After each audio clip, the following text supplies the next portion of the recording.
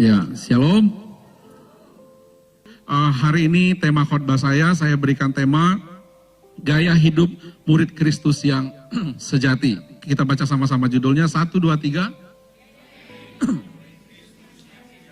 Ya, kita mau belajar bersama dari kisah jemaat mula-mula yang tercatat dalam Kisah Para Rasul pasal yang kedua. Kisah Para Rasul yang kedua, kita mau baca ayat 41 sampai 47. Kita baca bersama-sama, yang di rumah juga boleh ikut baca bersama-sama. Kisah Para Rasul pasal yang kedua, ayat 41 sampai ayat yang ke-47. Cara hidup jemaat yang pertama kita baca sama-sama, 1, 2, 3.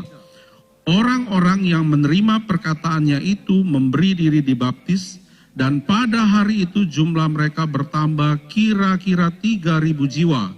Mereka bertekun dalam pengajaran rasul-rasul dan dalam persekutuan, dan mereka selalu berkumpul untuk memecahkan roti dan berdoa.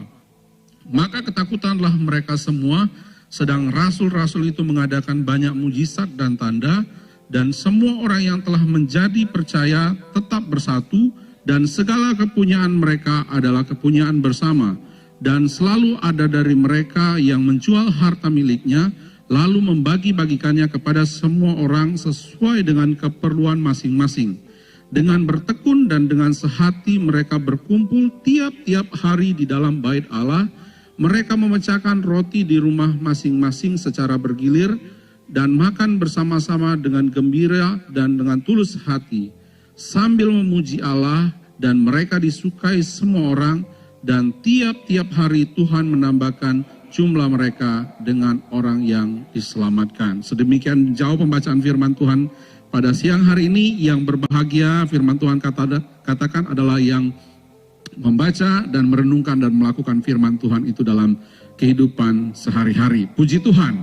Dan saya melihat di sini bagaimana gaya hidup jemaat mula-mula, kekristenan mula-mula, murid-murid Tuhan yang mula-mula yang begitu luar biasa, yang memberikan dampak yang luar biasa pada era itu, sehingga banyak orang diselamatkan, mulai dari Yerusalem, Yudea, Samaria, dan sampai akhirnya Injil itu dapat diberitakan sampai ke ujung-ujung bumi.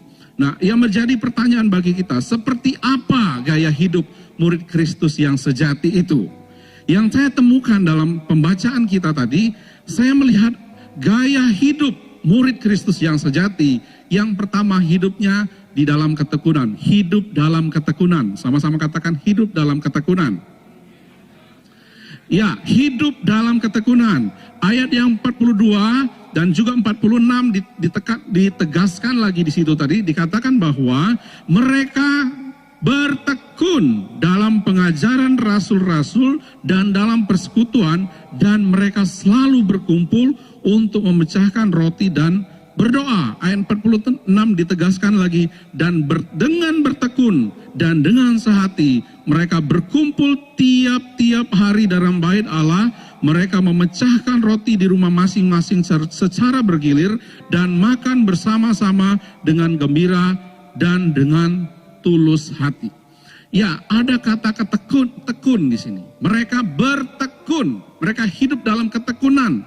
Saya percaya kata tekun itu bukan suatu peristiwa yang terjadi sekali selesai gitu. Tapi kalau kata tekun itu artinya suatu peristiwa yang terjadi terus-menerus, lebih dari satu kali, yang dilakukan dengan kesungguhan hati, dengan sungguh-sungguh, dengan rajin mereka melakukannya, dan mereka bertekun dalam apa? Dalam pengajaran yang disampaikan oleh rasul-rasul setelah Yesus terangkat ke sorga. Mereka bertekun, bersekutu, berdoa, berkumpul, memuji Tuhan, menyembah Tuhan. Dan itu mereka lakukan bukan even setelah Yesus bangkit 10 hari menjelang Pentakosta, sebelum hari Pentakosta atau hari kelima menantikan Roh Kudus. Tapi kalau nanti saya akan bukakan kepada kita bahwa para murid atau jemaat mula-mula ini, gaya hidup tekun itu mereka jalani dari hari ke hari sehingga memberikan dampak yang luar biasa pada era itu, sehingga banyak orang diselamatkan, mujizat terjadi, kuasa Tuhan dinyatakan di tengah-tengah gereja pada waktu itu. Kisah Para Rasul 1 ayat 14, ini peristiwanya sebelum Pentakosta, jadi mereka berdoa 10 hari, mereka bertekun dan sehati dalam doa bersama-sama. 10 hari nonstop, ya kalau beberapa waktu lalu kita doa 10 malam misalnya. Bertekun. Ya, bukan menjelang Indonesia merdeka saja bertekun dalam doa, tapi setelah Indonesia merdeka pun, setelah lewat 17 Agustus pun, kita mau terus bertekun, amin. Sehingga pemulihan terjadi. Kata tekun kuncinya, sehingga menjadi revival yang luar biasa di era itu. Di pasal 12 juga di situ. Ini peristiwanya kalau saudara baca konteksnya pasal 12 ayat 5 itu Petrus di penjara. Petrus di penjara karena sebelumnya sudah ada murid Yesus itu yang dieksekusi atau dihukum mati oleh Herodes, dan Petrus pun menunggu giliran Petrus. Tapi apa yang dilakukan oleh jemaat mula-mula pada waktu itu, mereka bertekun dalam doa. Demikianlah Petrus ditahan dalam penjara. Nah, tetapi jemaat dengan apa? Tekun mendoakannya kepada Allah, sehingga Petrus lagi tenang di penjara, malaikat datang. Mujizat terjadi. Apa yang menjadi rahasianya? Karena jemaat yang di luar penjara itu, mereka berdoa, Tuhan tolong ini, Petrus ini menjadi key, menjadi leader, menjadi kunci bagi kegerakan gereja pada masa itu. Dan Petrus perlu Tuhan tolong. Dan ketika mereka dengan tekun, sehati, mereka sepakat berdoa, Tuhan nyatakan mujizatmu, dan mujizat terjadi. Malaikat Tuhan langsung datang sama Petrus, dia lepasin semua belenggu-belenggunya, dia ajak keluar Petrus tanpa kalau dibaca di ayat itu di pasal itu nggak ada penjaga-penjaga itu nggak sadar. Gitu. Ini mujizat Tuhan karena apa rahasianya? Ketekunan jemaat mula-mula. Jadi lifestyle yang benar harus tekun, amin. Tekun berdoa, tekun baca firman, tekun beribadah. Bukan semangat, kalau saya dulu suka begitu, suka bikin resolusi di awal tahun gitu. Tuhan pengen baca Alkitab sampai selesai nih setahun ini. Bulan Januari itu masih semangat tuh. Masih kejadian kan. Keluaran masih enak-enak ceritanya kan. Sudah sampai imamat, bilangan. Itu bulan Maret, April udah akhirnya tidak tekun lagi. Sehingga akhirnya gagal lagi baca Alkitab sampai selesai. Tapi jemaat mula-mula memberikan teladan bagi kita. Mereka hidup tekun mendoakannya kepada Allah sehingga mujizat terjadi. Pasal 14 ayat 22 juga dikatakan, di tempat itu mereka menguatkan hati murid-murid itu dan menasehati mereka supaya mereka bertekun di dalam iman. Ini Rasul Paulus menasehati jemaat yang ada di Antioquia untuk mereka bertekun di dalam iman. Walaupun penganiayaan sudah terjadi pada masa ini. Penganiayaan sudah mulai dialami oleh gereja mula-mula. Tetapi ketekunan menjadi kunci rahasia. Sehingga mereka mengalami lawatan Tuhan yang luar biasa. Ada sebuah kata-kata indah dalam bahasa Inggris. Perseverance leads to success in all situation. Ya. Jadi kesetiaan kira-kira memimpin kita untuk mencapai kesuksesan dalam segala situasi. Amin. Apa kuncinya? Ketekunan. Colek kanan kirinya bilang, katakan tekun, harus tekun. Ya, semua bidang kehidupan saya merenungkan, semua bidang kehidupan itu membutuhkan ketekunan. Amin. Bidang pelayanan, bidang usaha, bisnis, bidang apapun juga. Saudara pernah mendengar kisah tentang minuman ini? Ya, 7up. Ini bukan promosi ya. Saya tidak mendapatkan keuntungan apa-apa di sini. Cuman kisahnya menarik ini. Awalnya dia itu kasih nama minuman soda ini 3up. Tapi dipasarkan gagal. Kemudian ganti nama 4up. Dipasarkan gagal lagi, ganti lagi jadi 5 up. Dipasarkan gagal lagi, jadi terus ganti, akhirnya diganti 6 up, 6 up. Gagal juga, tapi tidak menyerah. Tekun pelajari bagaimana trik-trik membuat minuman supaya bisa dinikmati oleh orang lain gitu. Akhirnya dipasarkan 7 up dan itu booming dan minuman ini dikenal di seluruh dunia sampai saat ini. Dibutuhkan apa? Perseverance. That's right. Ya, saudara tahu siapa ini? Ini Colgate. Ini anak Tuhan. Dia itu kalau nanti saudara pulang ke rumah buka di Google yang punya pasta gigi di Indomaret mungkin juga ada. Saya belum coba sih. Saya cuman setelah saya baca kisahnya saya mau coba mungkin mau ganti gitu pasta gigi. Karena dia anak Tuhan yang memberikan penghasilannya 90% bagi pekerjaan Tuhan. Ini diawali dari kegagalan demi kegagalan, tapi tekun terus hingga akhirnya mencapai kesuksesan yang luar biasa. Seorang mantan Presiden Amerika Serikat, Abraham Lincoln, juga bukanlah orang yang langsung sukses mencapai karirnya menjadi Presiden Amerika, tetapi dia melewati proses yang sangat panjang. Gagal, ikut pemilu gagal, ditolak sana sini gagal, sampai akhirnya di tahun 1860 dia terpilih menjadi Presiden Amerika Serikat pada waktu itu. Kuncinya satu saya mempelajari, dibutuhkan ketekunan. Amin. Amin. Semua bidang kehidupan dibutuhkan ketekunan. Roma pasal 5 ayat 3, kita baca sama-sama ayatnya, 1, 2, 3. Dan bukan hanya itu saja, kita malah bermegah juga dalam kesengsaraan kita. Karena kita tahu bahwa kesengsaraan itu menimbulkan ketekunan, dan ketekunan menimbulkan tahan uji, dan tahan uji menimbulkan pengharapan. Roma pasal 12 ayat 12 dikatakan, 1, 2, 3. Bersukacitalah dalam pengharapan, sabarlah dalam kesesakan, dan bertekunlah dalam doa. Juga Paulus menasehatkan kepada Timotius dalam Timotius pasal 4 ayat 13. Kita baca sama-sama juga 1, 2, 3. Sementara itu sampai aku datang, bertekunlah dalam membaca kitab-kitab suci, dalam membangun dan mengajar.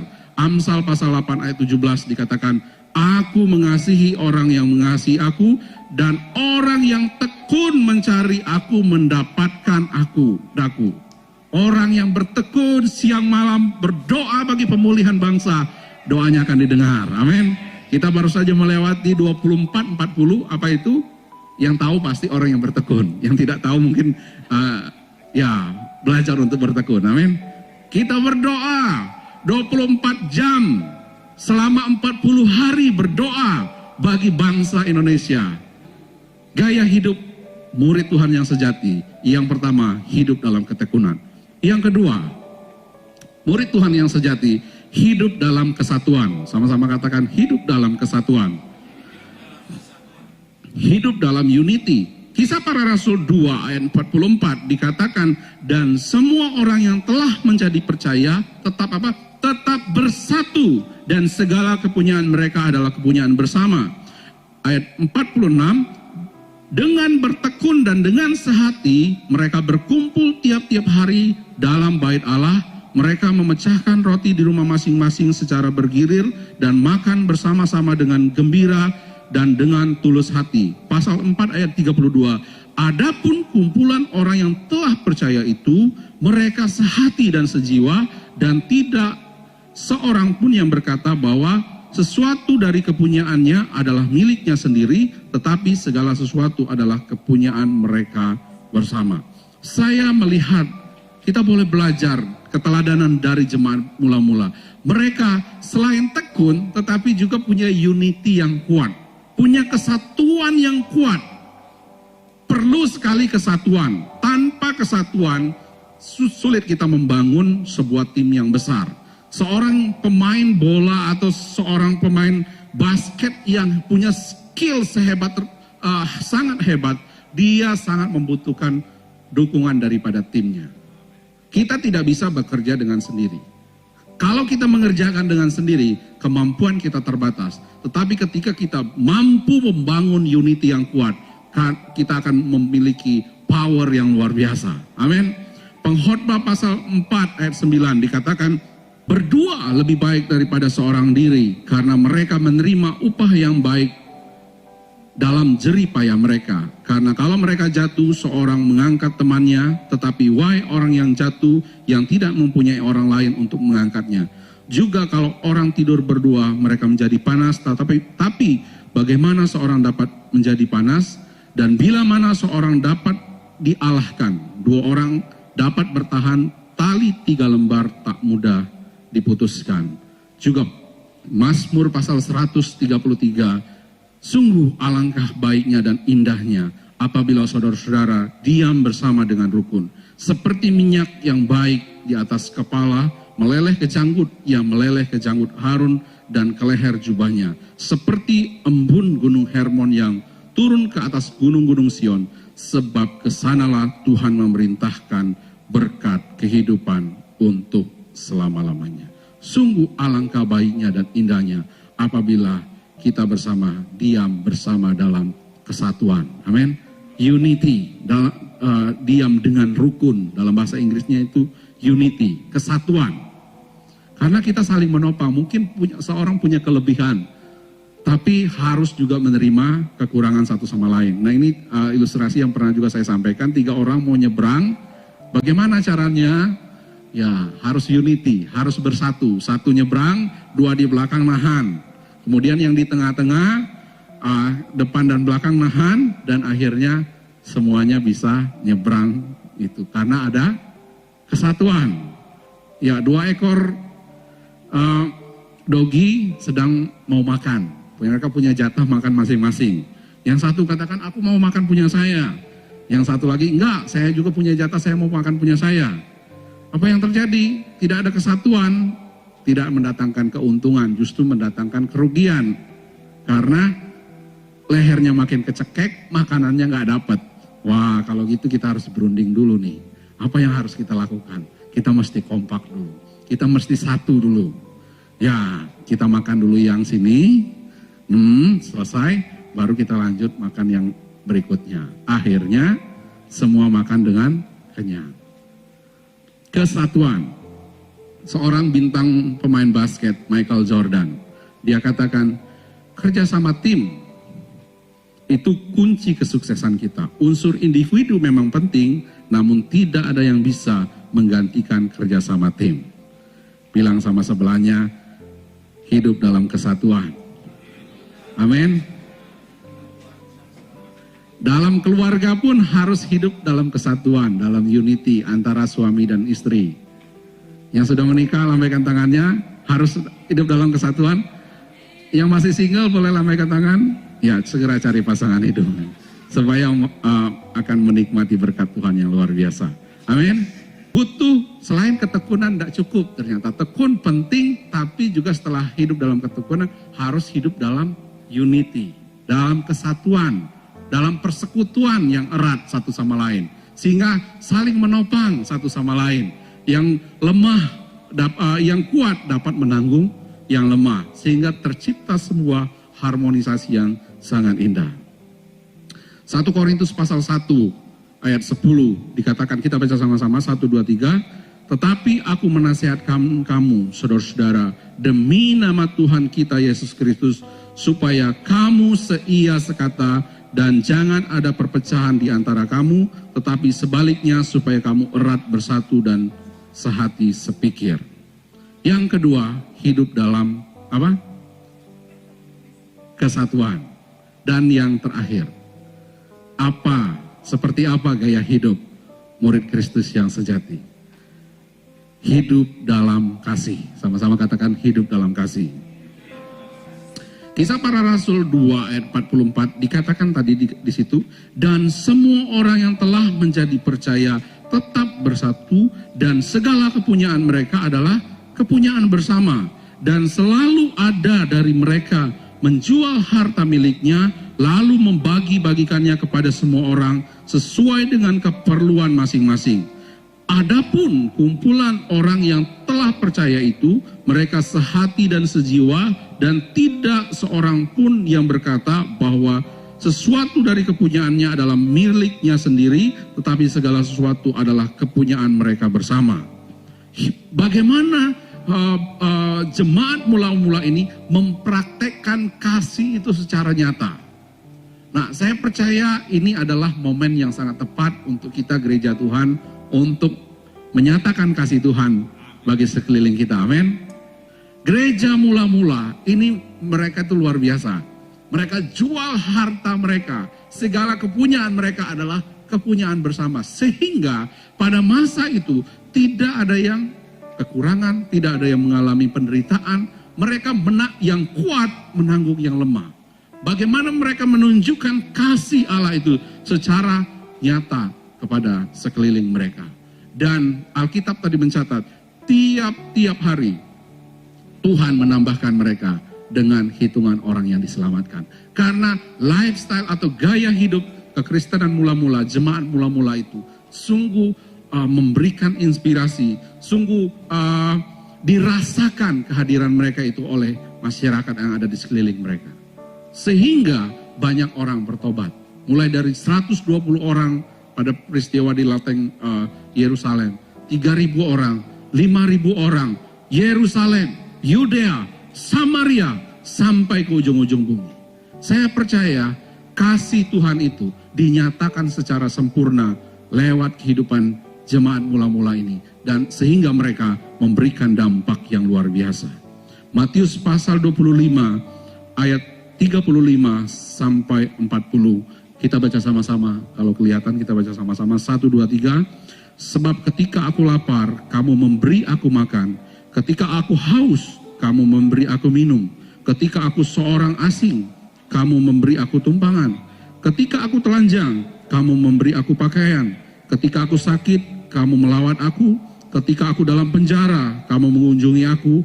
Maka orang-orang benar itu akan menjawab dia, katanya, Tuhan, bila manakah kami melihat engkau lapar dan kami memberi engkau makan, atau haus dan kami memberi engkau minum?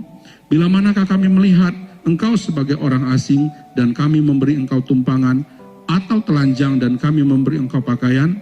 Bila mana kami melihat engkau sakit atau dalam penjara, kami mengunjungi engkau? Dan raja itu akan menjawab mereka, Aku berkata kepadamu, sesungguhnya segala sesuatu yang kamu lakukan untuk salah seorang dari saudaraku yang paling hina ini, kamu telah melakukannya untuk aku.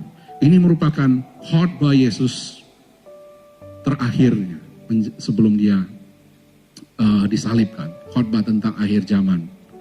Bagaimana kasih itu dinyatakan. Segala sesuatu yang kamu lakukan untuk saudaraku yang paling hina ini, kamu melakukannya untuk aku. Amin. Hidup dalam kasih. Coba colek kanan kirinya dulu. Hidup dalam kasih.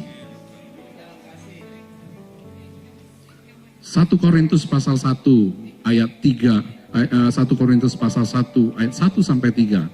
Sekalipun aku dapat berkata-kata, kita baca sama-sama yuk. 1, 2, 3.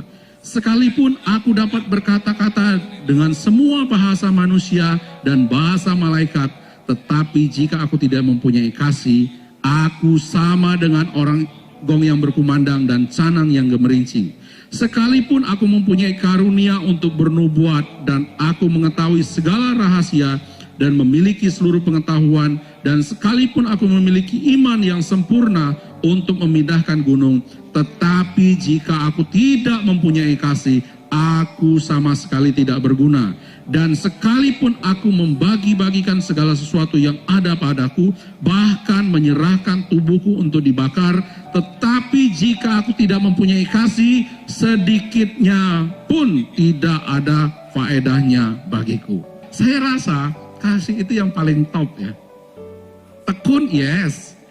Unity, yes. But without love, it's nothing. Tekun ya, harus dikejar. Kita harus tekun. Doa pagi, doa subuh semua kita ikutin. Unity, ikut dalam kegerakan gereja Tuhan. But without love, it's nothing. Ya, 1 Korintus pasal yang ke-13 ayat 1 sampai ayat ke-3 itu saya memang sudah sering baca ayat ini tapi berdetak juga jantung dengar baca kembali gitu. Dan ayat 4, apa itu kasih? Kasih itu pertama apa? Sabar. Kasih itu apa? Murah hati. Terus ia tidak cemburu, ia tidak memegahkan diri dan tidak sombong. Ia tidak melakukan yang tidak sopan dan tidak mencari keuntungan diri sendiri. Ia tidak pemarah dan tidak menyimpan kesalahan orang lain atau forgiveness, memberikan pengampunan. Ia tidak bersukacita karena ketidakadilan, tetapi karena kebenaran. Ia menutupi segala sesuatu, percaya segala sesuatu, mengharapkan segala sesuatu, sabar menanggung segala sesuatu. Kasih tidak berkesudahan, nubuat akan berakhir, bahasa roh akan berhenti, pengetahuan akan lenyap. Sebab pengetahuan kita tidak lengkap dan nubuatan kita tidak sempurna. Tetapi jika yang sempurna itu tiba, maka yang tidak sempurna itu akan lenyap. Ketika aku kanak-kanak, aku berkata seperti kanak-kanak, aku merasa seperti kanak-kanak, aku berpikir seperti kanak-kanak. Sekarang sesudah aku menjadi dewasa, aku meninggalkan sifat kanak-kanak itu, karena sekarang kita melihat dengan cermin suatu gambaran yang samar-samar, tetapi nanti kita akan melihat muka dengan muka. Sekarang aku hanya mengenal dengan tidak sempurna, tetapi nanti aku akan mengenal dengan sempurna seperti aku sendiri dikenal. Ayat 13, sama-sama 2-3. Demikianlah tinggal ketiga hal ini, yaitu iman, pengharapan, dan kasih. Dan yang paling besar diantaranya ialah kasih. Mengapa jemaat gereja mula-mula itu dampaknya begitu powerful atau begitu booming? Salah satu rahasianya saya temukan, mereka hidup dalam kasih, menyatakan kasih Allah itu. Begitu banyak orang yang di sekeliling kita hari-hari ini, saudara, yang membutuhkan kasih Tuhan, membutuhkan kasih saudara. Amin. Ini adalah peluang emas bagi kita untuk menyatakan kasih Tuhan kepada sekeliling kita. Dan saya percaya lawatan Tuhan yang besar akan terjadi, penuaian jiwa-jiwa akan terjadi. Saya akhiri dengan pemberian tanpa kasih itu sumbangan, doa tanpa kasih itu hanya pidato, pernikahan tanpa kasih itu neraka di bumi.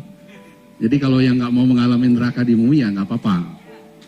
Ya, tapi kalau itu bukan dari Tuhan, kalau pasangan dari Tuhan itu surga di bumi. Amin. Coba colek kanan kirinya, jangan kelamaan jomblo. Ya, pendapat tanpa kasih itu penghakiman. Pelayanan tanpa kasih itu rutinitas. Marilah kita lakukan segala sesuatu dengan dasar kasih, bukan karena sekedar tanggung jawab atau tuntutan.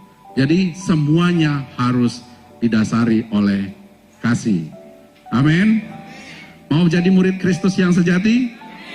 Murid Kristus yang sejati, cirinya atau tandanya adalah, yang pertama, dia hidup dalam ketekunan. Yang kedua, cinta unity, cinta kesatuan. Yang ketiga, hidup dalam kasih Tuhan.